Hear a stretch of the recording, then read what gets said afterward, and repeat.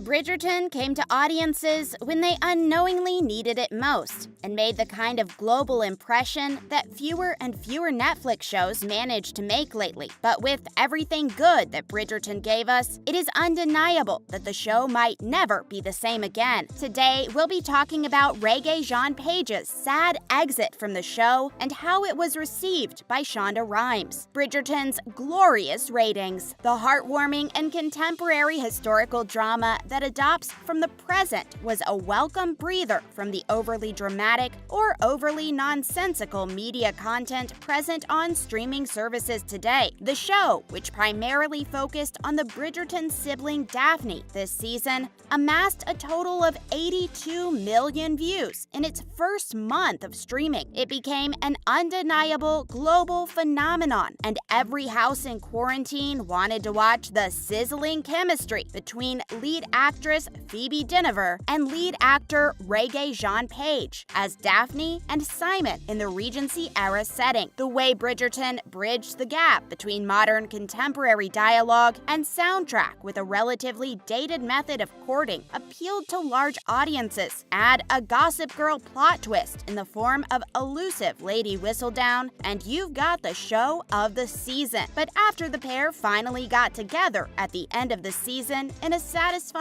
yet tender conclusion, what comes next? The show wasn't built for Regé-Jean Page in its second season. The Bridgerton TV show is based on the book series of the same title by the author Julia Quinn. There are 8 books in the series, and each book follows the romantic story of one Bridgerton sibling. The first book in the series followed Daphne's story with Simon, as much of the show does, while planting future Easter eggs. And of course, there are a few differences between the book and the movie, but the large majority of the season borrows from the book extensively. And that's just it. The fact that there are 8 Bridgerton siblings and so many characters to go around, it's only reasonable to expect that Netflix might not be able to give the leads of past seasons the same kind of spotlight they were awarded during their stories. And now that Simon and Daphne are blissful in their marriage, with most, if not all, their complications resolved, it can be reasonably assumed that Simon may not get as much screen time as he did the first season. And after that assumption, it's basic logic as to why he would not want to stick around. The serialized nature of this show demanded the spotlight to be on one couple at a time. And for an actor who's garnered as much praise as Regé-Jean Page for his acting chops, it's understandable that he might want to move on and look at roles that might utilize his capabilities better.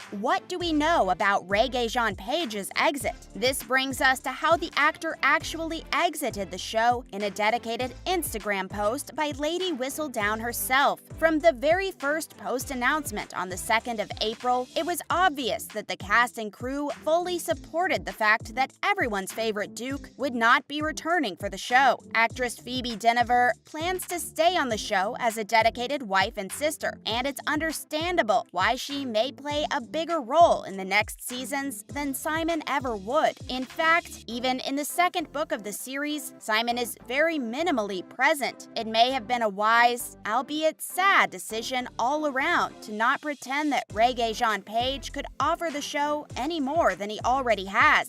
Regé-Jean Page quoted Lady Whistledown's tweet with the short and sweet caption, "Pleasure and a privilege, an honor to be a member of the family on and off screen. Cast, crew, and incredible fans, the love is real and will just keep growing." What was Shonda Rhimes' original reaction? And while we are certain that there is no animosity behind the scenes and that Regé-Jean Page's exit was thoroughly backed by the whole crew involved, it does give us an odd sense of relief knowing that for certain. Show producer Shonda Rhimes, who has the hit TV show Grey's Anatomy under her belt, actually commented on her reaction to Regé-Jean Page's exit again. Originally, in an exclusive interview with Vanity Fair on April of 2021, the showrunner talked about the huge amounts of backlash they received when Regé-Jean Page left, and claimed that she was shocked herself because usually people only tend to leave a show when writers have killed off their characters. So in that sense, she could not comprehend that he wanted to leave the show despite not being dead in the show. She also said said that Regé-Jean Page was an incredibly powerful actor, and the fact that he performed so well in the season he was the lead meant that she had done her job well. And the serialized nature of the show would mean that she'd constantly be on the hunt for actors that could provide the kind of quality content Bridgerton viewers have started expecting. She admitted that she did not assume that his departure would elicit such a strong fan response, given that the series does focus on a different romance every book and subsequent season, and then questioned that if he had stayed due to popular fan demand, what would that look like? What would Regé-Jean do? You know what I mean? We gave them their happily ever after, and now we have this next couple coming, and so yeah, I was like, whoa, the show must go on. Shonda then in the same interview went on to stress the importance of following the book series in a linear, concise manner, as they were meant to be followed in the case of an adaptation. The original concept was that every season there's a decisive set couple, and that couple is the hot couple that viewers are falling in love with. So by the time the 8th season rolls around, which might focus on Hyacinth's story, it's only natural that everyone from the first season need not stick around. She also talked about how Regé-Jean Page signed on to do one season, and that was their deal. So anything that was extra or might need to be cameoed in would need to be further discussed. Shonda Rhimes invited him back. This is what it came down to. After noting the grievous and intense fan reaction to Simon's loss on the show, she confessed that she invited Regé-Jean Page to do a cameo of sorts in the next season. Bear in mind, the bulk of Simon's story is mainly done, and there's literally no reason for him to stick around, but she would have tried to write something in had he not declined the offer courteously. Whilst explaining this story, she described him claiming that he signed up for Bridgerton to do this one lovely story, this closed-ended storyline, and that he was good. She then went on to say that she understood that reaction perfectly. She said that she does not blame him for that, and in fact, she actually thought him really smart to leave the perfection as it is, the perfection. Shonda went on to say that while his reaction made perfect sense to her, she was caught off guard with how fans reacted. She underestimated fans' adoration for the new couple, despite knowing that people's attachment to couples is real. I mean, I know that better than anybody. So while she was sympathetic with the viewers, she does assume herself to be a successful storyteller due to the fact that she possessed the ability to cause it.